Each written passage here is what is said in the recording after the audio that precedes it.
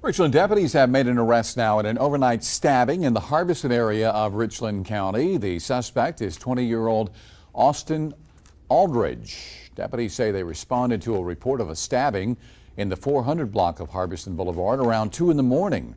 When they got there, officers say they found Aldridge, who had been stabbed.